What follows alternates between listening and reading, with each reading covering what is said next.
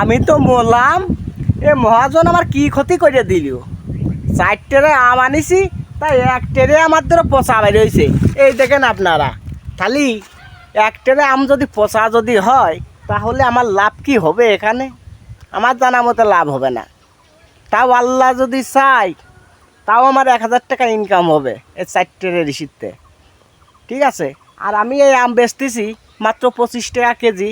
হিমসাগর আম, ল্যাংড়া আম, আর মাঝে মাঝে রূপালি আম আছে।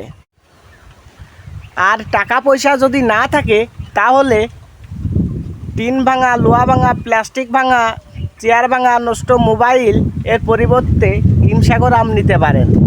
হিমসাগর আম 4 কেজি 100 টাকা, 2 কেজি ল্যাংড়া আম 50 টাকা, 1 কেজি রূপালি আম 25 টাকা।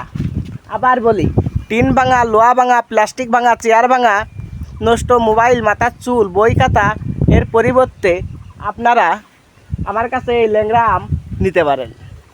ধন্যবাদ। যার যার লাগবে যোগাযোগ করবেন কমেন্ট বক্সে। অল্প দামে আপনাদের আমি হিমসাগর, ল্যাংড়া, রূপালি আম আমি খাওয়াতে পারবো ইনশাল্লাহ।